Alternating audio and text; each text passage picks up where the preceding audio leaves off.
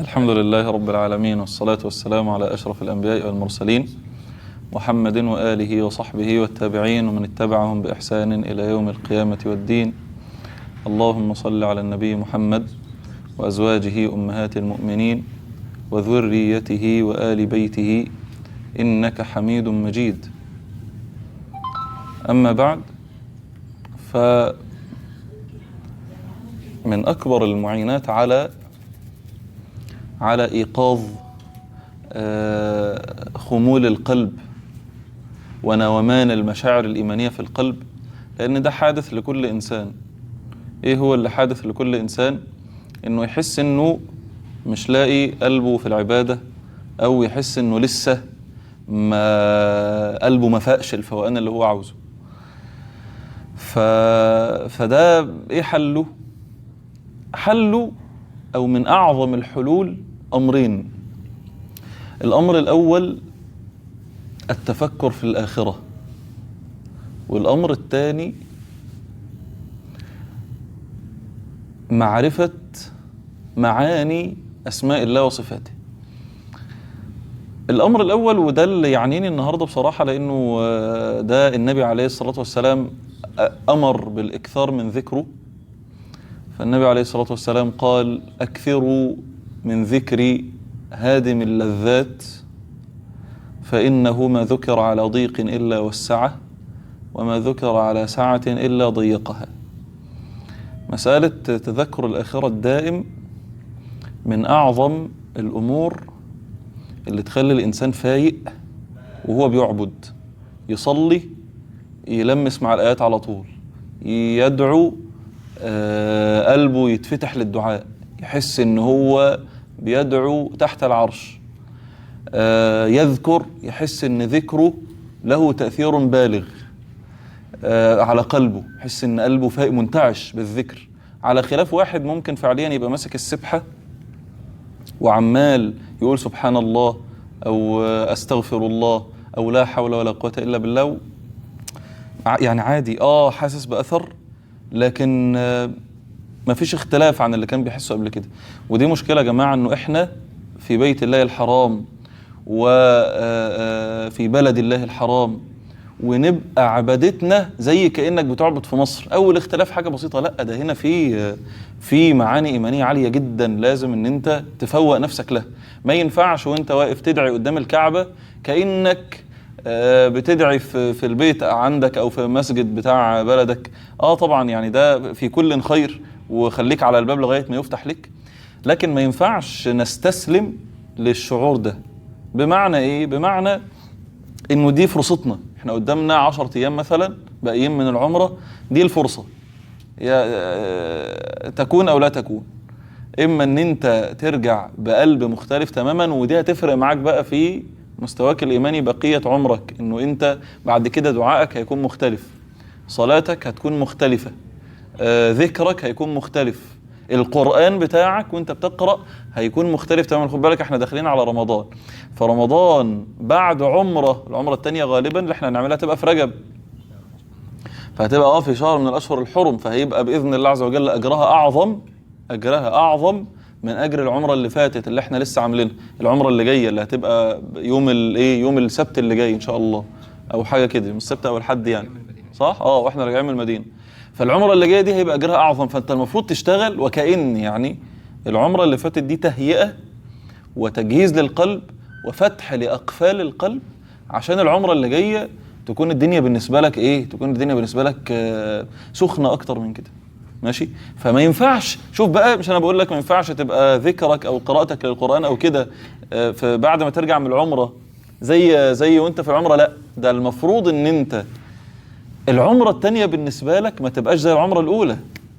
المفروض انت بقالك 7 أيام في مكة، وهتاخد كمان 4 أيام في المدينة، فلما ترجع تاني العمرة بعد 10 أيام في الحرمين الشريفين بين مكة ومدينة، في مسجد رسول الله وفي بيت الله الحرام، دول عملوا في قلبك ايه بقى؟ فلما تيجي العمرة التانية، هل يا ترى هتكون نفس العمرة الأولى؟ ما هي دي المشكلة. وقتها بقى تتحسر.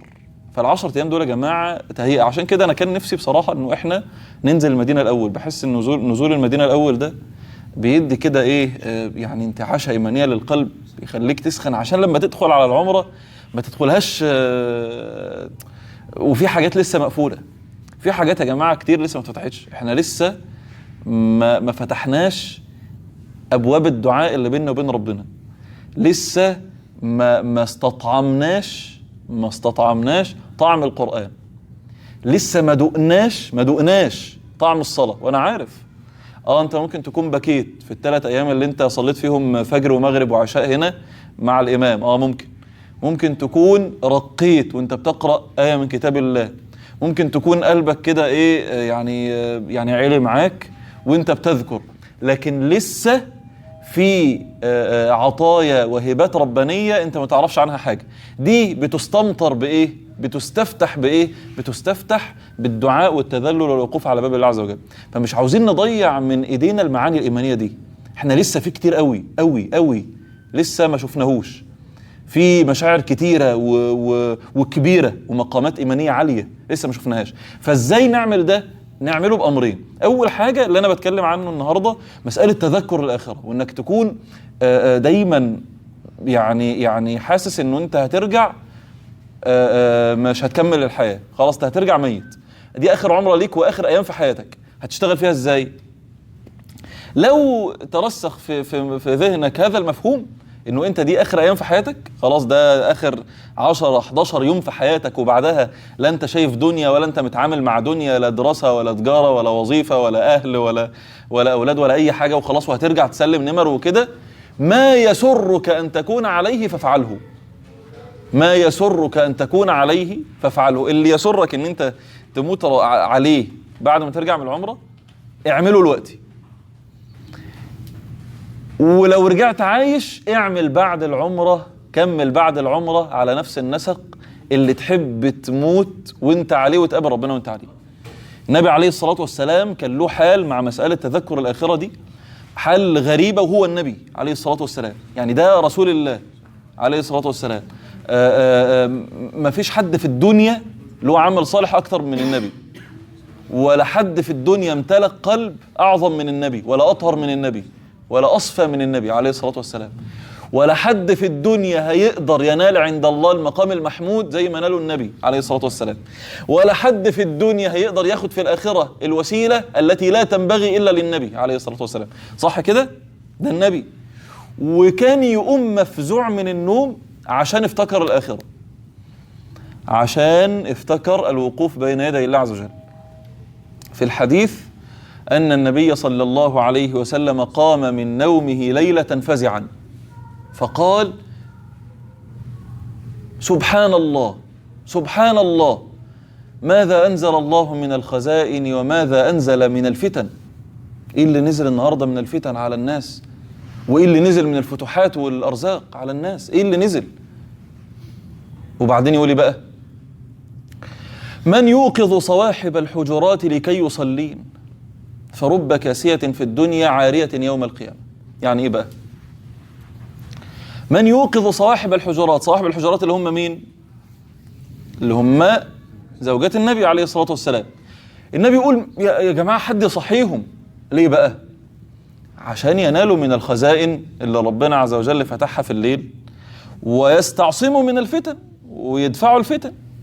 وبعدين يقول بقى؟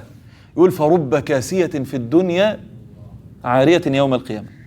يعني ايه فرب كاسية في الدنيا عارية يوم القيامة؟ الإمام النووي بيقول: إما فرب كاسية في الدنيا عارية يوم القيامة، يعني رب واحدة لها من الكساء الصالح في الدنيا اللي انت تنبهر بيه، واحد له من الكساء الصالح وثوب التقوى تنبهر، لحيته ما شاء الله تبارك الله ايه الجمال ده، او نقابها ممتاز، لكن اللي جوه هي كاسية، لكن جوه عاري، القلب عاري. ده تفسير الإمام النووي. ليس لها من الأعمال الصالحات شيء تكتسي به يوم القيامة.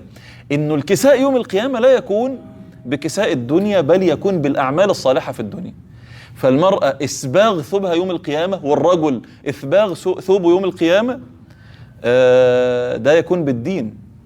ولذلك سيدنا عمر لما شاف الرؤية، وإنه شاف إنه هو في يوم القيامة والناس لابسة جلاليب، وفي ناس لابسة الجلابية والجلابية طولها لغاية صدرها، وفي ناس تانية لابسة الجلابية والجلابية طويلة جدا.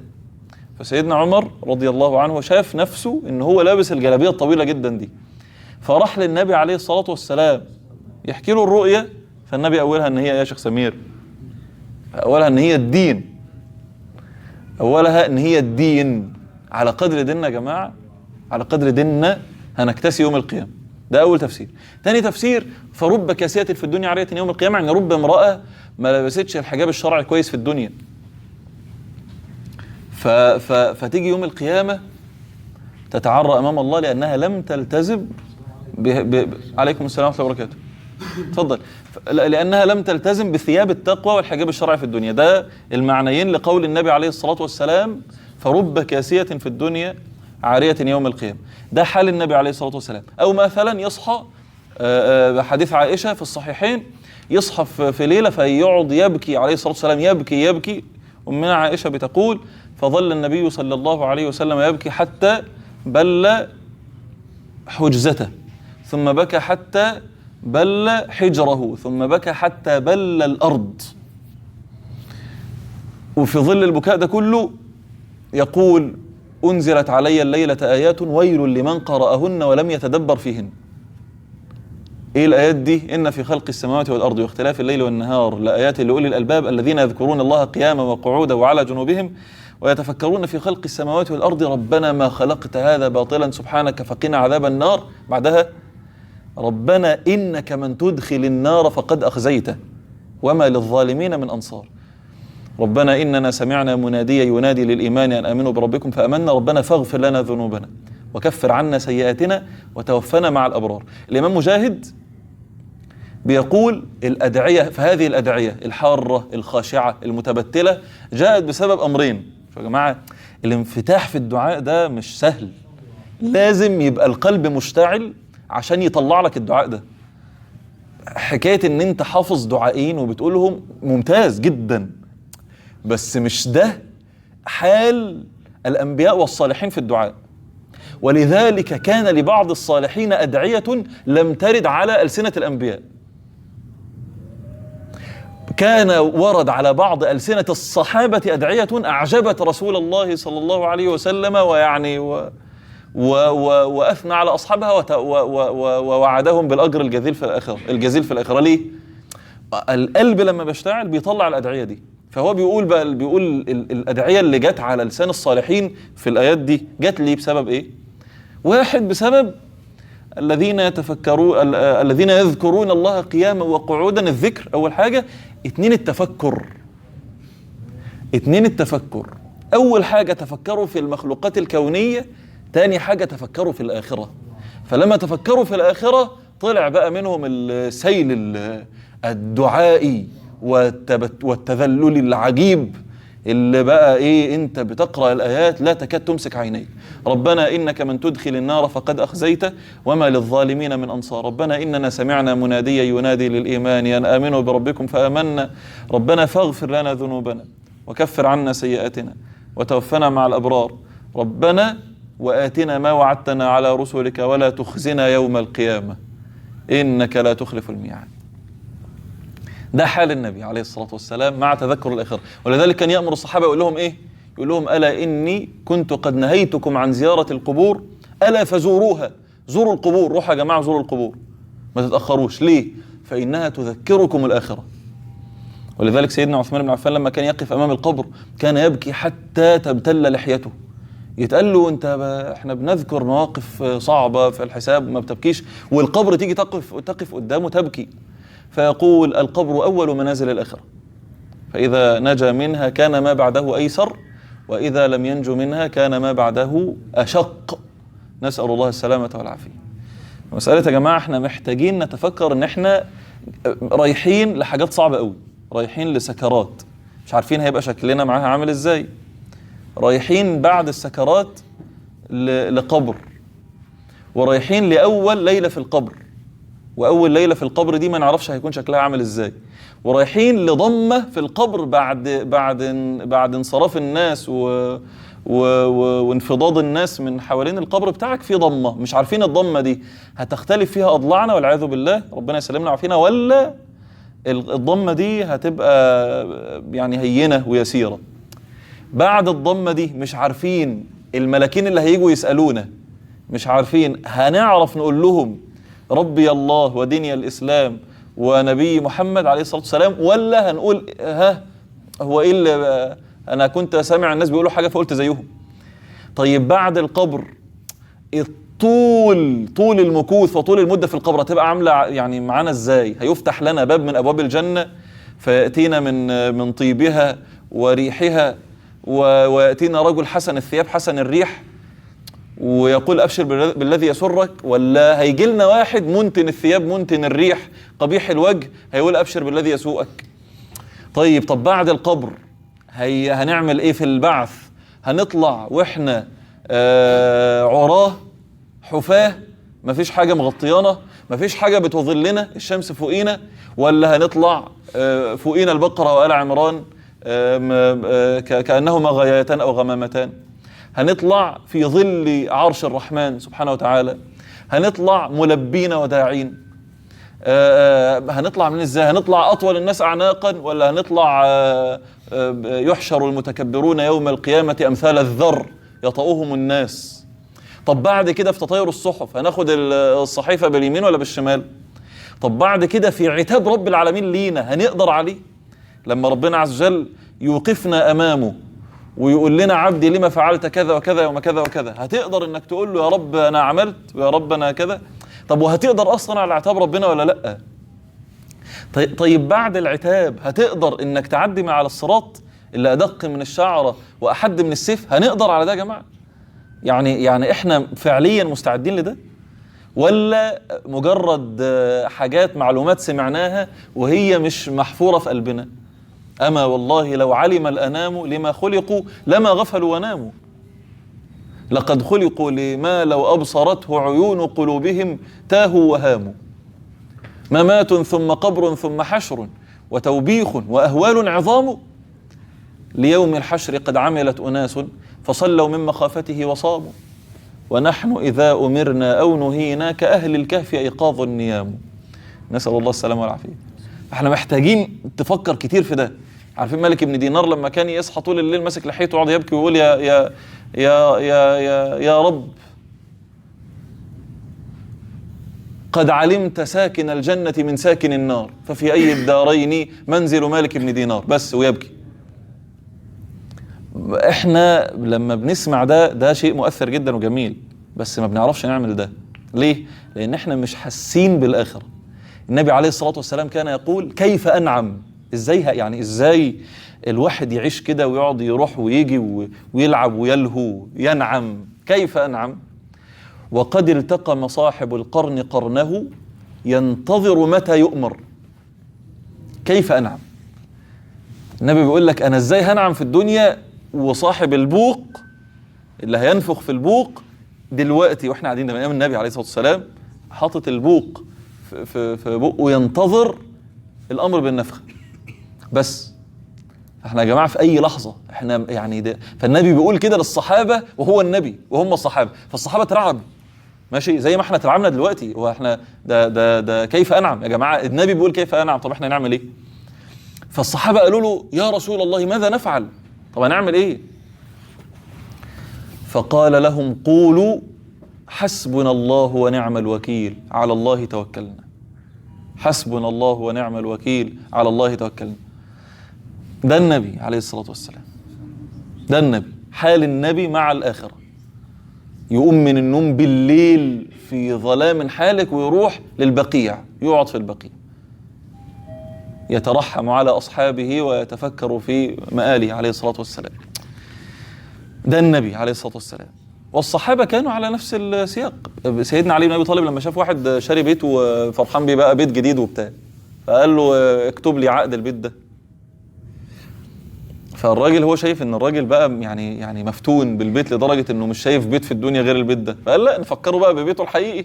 انت اشتريت بيت بس في بيت تاني لازم تشتريه. فأمسك كتب العقد وقال أما بعد فقد اشترى ميت من ميت دارا لها 4 أركان. الركن الأول ينتهي إلى الموت، والركن الثاني ينتهي إلى القبر، والركن الثالث ينتهي إلى الحساب، والركن الرابع ينتهي إما إلى الجنة وإما إلى النار. الراجل إيه ده؟ بعد يعني طبعا الراجل بكى، فقال له فما الحيلة؟ طب أعمل إيه؟ فقال النفس تبكي على الدنيا وقد علمت أن السلامة فيها ترك ما فيها، لا دار للمرء بعد الموت يسكنها إلا التي كان قبل الموت يبنيها. يقول له أنت يعني فافرح ماشي، بس تفرحش قوي كده، في دار تانية أنت لسه ما اشتريتش فيها حاجة.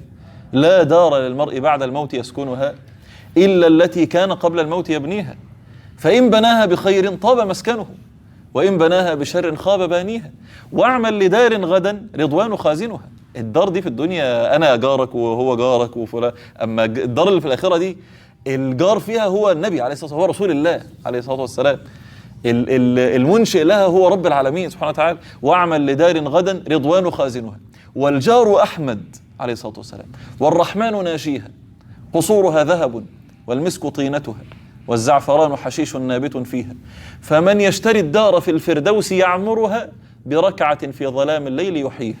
طب الدار دي تشترى بإيه؟ ركعة في ظلام الليل تغرس فيها نخلة بسبحان الله وبحمده، تبني فيها قصرا بقل هو الله أحد 10 مرات، تبني بيتا في ملكك بال12 ركعة سنة تصليهم كل يوم. احنا لو مصدقين ده مش هنقدر نفطر عن ده. هتبقى مستشعر وشايف بعينيك ان الملائكة بتبني لك الوقت بيتا في الجنة، بتغرس لك الوقت نخلة في الجنة. بس احنا عشان ايماننا بالغيب محتاج يقوى، لسه ما حسناش بلذة ده، وما خفناش وما ترعبناش من النار. ما تعدي في الشارع زي الربيع بن خثيم كده، يعدي في الشارع يسمع يشوف شاة عمالة تشوى، شاة واحد ماسك خروف عمال يشوي، فيغمى عليه. يا عم مالك؟ فيقول تذكرت يوم تقلب وجوههم في النار يقولون يا ليتنا أطعنا الله وأطعنا الرسول. ده حال يوم تقلب وجوههم. فهو افتكر لما شاف الشاة، لما شاف الخروف اللي عمال يتشوي ويتجاب يمين شوية ويتجاب شمال شوية، هو ربنا عز وجل وصف عذاب أهل النار وصفا قريبا من هذا، يوم تقلب وجوههم في النار. فالتفكر في النار يحيي القلب، والتفكر في الجنة يحيي القلب، والتفكر في القنطرة يحيي القلب، والتفكر في الصراط يحيي القلب، والتفكر في القبر يحيي القلب. وكل منزلة من المنازل دي انت محتاج تقف معاها شوية، تعيش معاها شوية، تسمع عنها درس درسين، ويا حبذا لو انت موجود دلوقتي نازل درس كده من على الساوند تسمعه وانت رايح وانت جاي وانت في الحرم، ده هي بعدها لا هتحس الموضوع كبير. انت ولو ان اذا متنا تركنا لكان الموت راحة كل حي، ولكن اذا متنا بعثنا لنسأل بعدها عن كل شيء. احنا جايين رايحين على موضوع كبير، موضوع مش هين، والسؤال سؤال من رب العالمين وعتاب من رب العالمين، والمآل اما جنة واما نار، مفيش غير كده، مفيش غير كده. فاحنا هنكون فين؟ فيش وسط. حتى اللي في الوسط دول اللي هيقفوا شويه هيذهبوا اما الى الجنه واما الى، نسال الله السلامه والعافيه وان يجعلنا من الصالحين. لكن يا جماعه يعني ايه؟ يعني احنا رايحين لامر جلل، فعاوزين نفهم انه احنا غرباء او عابروا سبيل، وعما قليل راحلون، وما الحياه الدنيا الا متاع الغرور، وإن الدار الآخرة لهي الحيوان لو كانوا يعلمون. الله يجعلنا من أهل الآخرة ويصلح قلوبنا، ويعني لا يخزينا يوم القيامة. اللهم لا تخزنا يوم يبعثون، اللهم لا تخزنا يوم يبعثون، يوم لا ينفع مال ولا بنون إلا من أتى الله بقلب سليم. واجعلنا يا رب من عبادك الفائزين، واجعلنا من أصحاب جنة النعيم. اللهم أجرنا من النار بقدرتك، اللهم أجرنا من النار بقدرتك، اللهم أجرنا من النار بقدرتك. يا رب جئنا إلى بيتك قاصدين رحمتك فلا تحرمنا إياه. يا رب جئنا إلى بيتك الحرام قاصدين مغفرتك فلا تحرمنا إياه. يا رب جئنا إلى بيتك الحرام قاصدين عفوك فلا تحرمنا إياه. اللهم أعدنا إلى بلادنا بغير القلب الذي جئنا به إليه. اللهم أصلح قلوبنا، اللهم طهر قلوبنا، اللهم صف قلوبنا، اللهم نق قلوبنا، اللهم خذ بنواصينا إليك أخذ الكرام عليك، واجعلنا يا رب من عبادك المكرمين في الدنيا والآخرة يا رب العالمين. اللهم لا تحرمنا خير ما عندك بسوء ما عندنا، اللهم لا تحرمنا خير ما عندك بسوء ما عندنا. يا رب ارزقنا خيرات بلدك الحرام. اللهم لا تحرمنا الهبات التي تنزل في هذه الساعة آخر ساعة من يوم الجمعة، اللهم لا تحرمناها، اللهم لا تحرمناها، اللهم لا تحرمناها. اللهم أنزل علينا في هذه الساعة خيرك وبركتك وجودك وفضلك وتيسيرك وعطاءك ونورك وهدايتك وتوفيقك وإكرامك يا رب العالمين. واجعلنا يا ربي في هذه الساعة من عبادك الصالحين، واكتبنا يا رب في هذه الساعة من عبادك الصالحين، وأدخلنا برحمتك في هذه الساعة في عبادك الصالحين، ولا تعدنا إلا وقد جعلتنا من الصالحين وكتبتنا من الصالحين ونسخت لنا مآل الصالحين يا رب العالمين. آمين آمين. اللهم صل على النبي محمد وآله كما صليت على إبراهيم، اللهم بارك على النبي محمد وآله كما باركت على إبراهيم في العالمين إنك حميد مجيد.